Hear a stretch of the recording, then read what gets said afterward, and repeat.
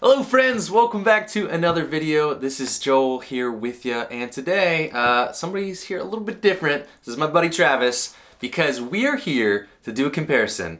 We got the LG V20, the monster, versus the Google Pixel. Alright, so we're going to look at 5 reasons why I think the V20 wins, and my buddy Travis is going to take on his 5 favorite reasons.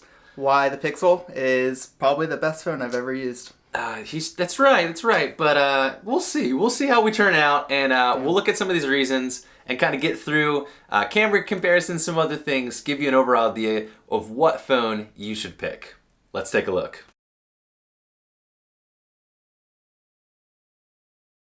Alright guys, I'm going to give you my 5 reasons why I think the LG V20 edges out the Pixel just a little bit. And my first reason here is this pretty sweet second display. So this is an always-on display that gets you just some useful features. It's going to always show you your time and the date and then any notifications that come in. But then when you turn on the display, it's going to have like your most used apps. So this is like another app bar at the bottom. But like I have my Hangouts, I have my Messenger, I have calendars, some other things like that. That way you don't have to switch in and out with your multitasking, but you can just do it right there. So then some other great things is you have like a music media player. You can have your most recent apps, so that like if you know that you're gonna be switching through a lot of apps, you can have those and jump back and forth without having to hit your multitasking button.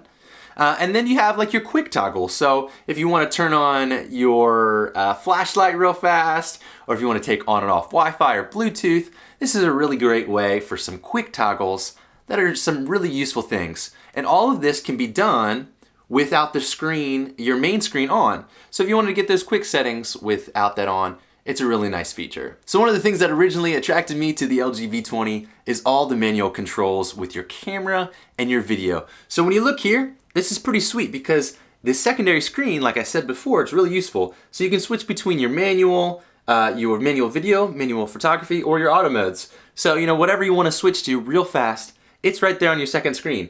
Then below, you have all kinds of features. So what we're going to look at here first is how you can switch like your ISO right there. You can switch your shutter speed, manual focus. You can get a racking focus, get some great depth of field in there. You have your white balance to really affect it there. And then you can get into some of the other features that are built right in there. So this is great that if you want to put it in auto mode and just get a quick video, you can. But if you're really trying to get some extra features, this phone shines with its photos and its video with these manual modes. So with that, you have your manual audio modes, and this is pretty sweet. So this is a hi-fi audio recording at some high bit rates that sound really, really good. So you can change the directivity of the microphone so that if someone's standing in front of you when you are shooting, you can have it better pick up some of those. Or if you're talking into the phone as you're filming something behind it, you can really get directivity of the microphones that really adds that clarity and quality of it. There's a wind noise filter. You have a limiter to help make sure you don't go too high. You got your gains and some other things. This really has some incredible recording that makes your overall media experience with those videos that much better. Maybe you're trying to check out a YouTube channel and want to get something that can get some good recording of audio. This might be actually a great option for that. Hey guys, so now my fourth feature here is the quad DAC that is built into the LG V20. So a quad DAC is just a digital analog converter, and all that's gonna do is help make a clearer and louder signal so that you can really hear some of the instruments. So I brought Travis in here to, this is my features, but I wanted to give him a chance to hear this. So I'm gonna play a normal song. This is one of his favorite songs, so he can just hear it without the quad DAC on. So now I'm gonna switch it on the quad DAC and see if he notices a difference. Can you hear the clarity? What are some of the things that you notice that are different here? It's the bass is clear, individual beats in the actual like bass pedal. You can hear clear, you can hear the spaces between notes like slightly better versus like earbuds or normal headphones, or even with these before and after, it's just a little bit muddled and it brings out the rest, I feel like. So this isn't a joke. The quad DAC on here really adds clarity and overall perfect, just adding to the sound to make it. So if you've never really got to get a good set of headphones and a good DAC, this is an awesome option for you to listen to some of your favorite music just perfectly clear and even better. My last and final feature that I think the LG V20 wins out is, this is an anomaly, guys. This doesn't happen anymore. Got a removable battery, micro SD expansion, the works here on a metal phone. Like, you wouldn't even notice that you could take off the back here, except on the side, there's just that little button where the LG used to have their friends, their mods on there that you could help out, but with the V20, it just takes off the back there. This is just something kind of nice so that if I do want to buy an extra external battery, I can just pop it in and go and pop in that extra SD storage. This makes it for a nice extra option that really brought Android out years ago to the forefront with some of the options that iPhones and some other phones didn't have. Something that's just kind of fun, an extra feature on this phone that is endearing to me, coming from the LG G3 of old, to be able to pop in and out batteries.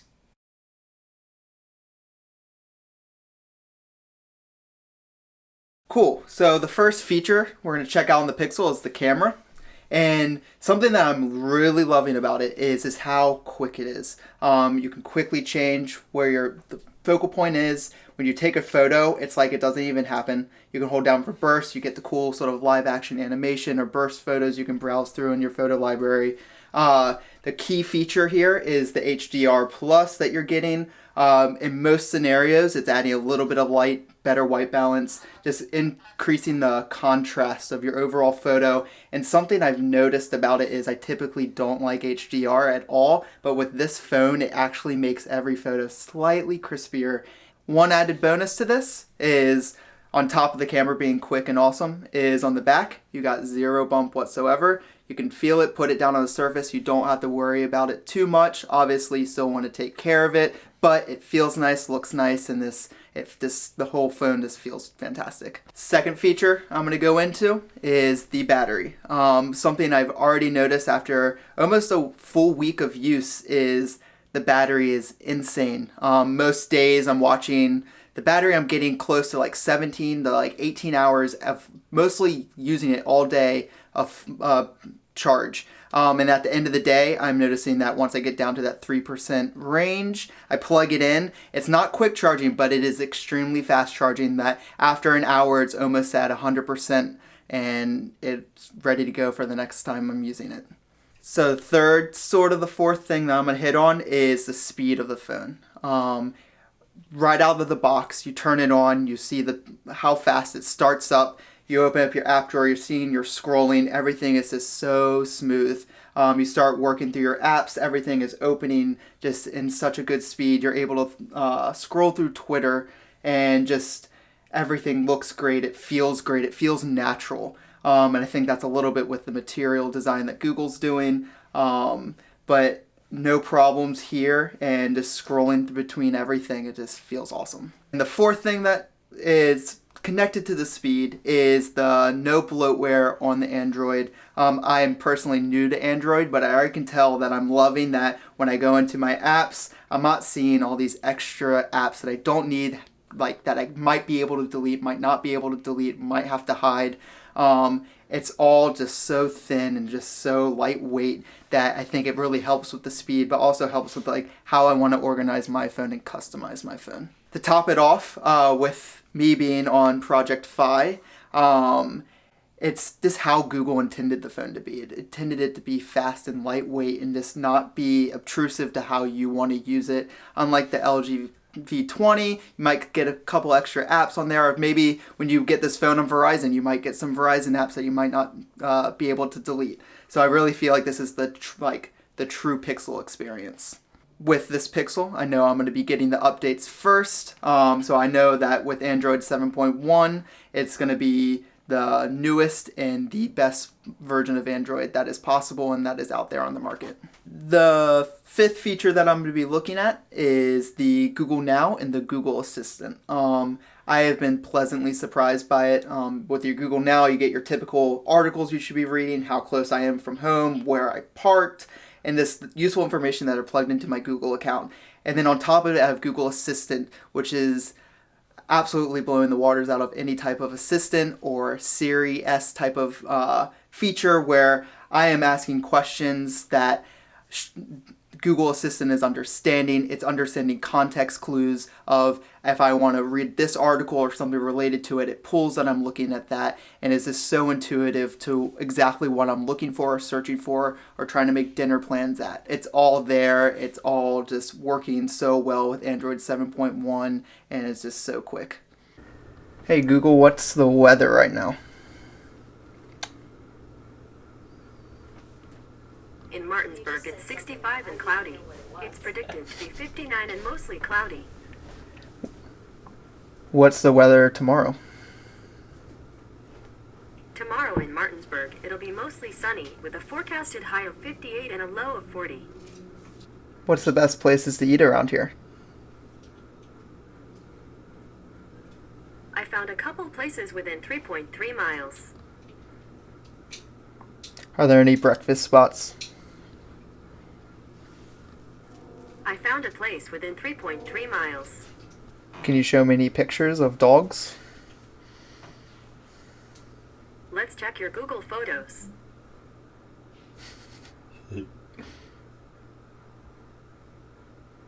What about cats? Let's check your Google Photos.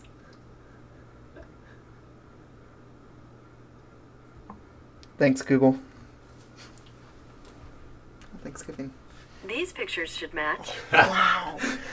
Where context clues just go too far. So great, so now you got to hear some of the 5 reasons why I love the V20 and why Travis loves his Pixel phone. Now we're going to do some closing arguments. A few 30 seconds or so on why you think the Pixel phone is the best phone. I think could be the phone for everyone.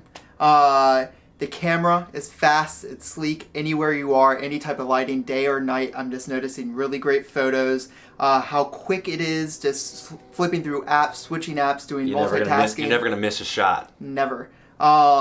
Just how it integrates with my Google account.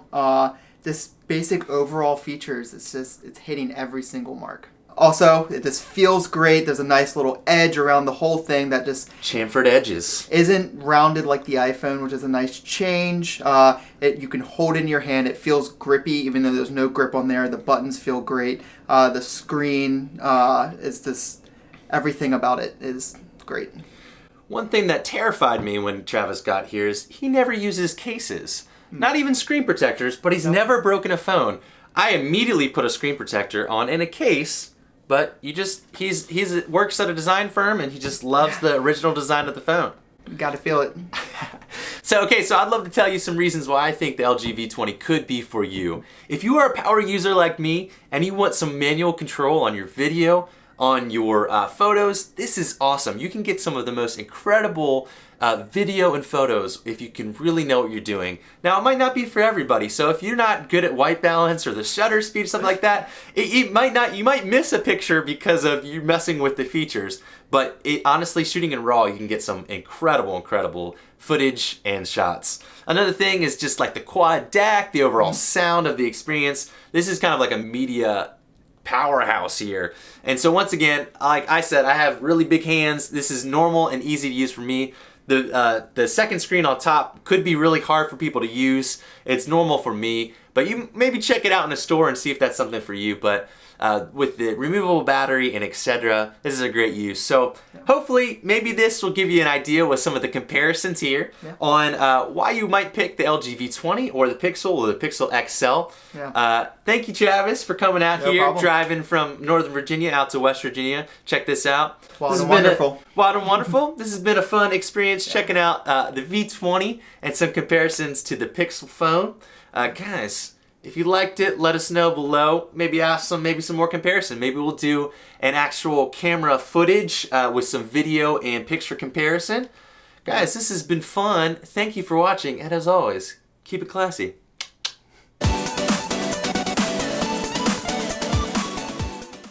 When is that in the song? It should be. You'll hear them. You're. It's just like, what? Because usually those are the notes like you hear they're happening. I didn't want to use all the technical terms, but it's a sound stage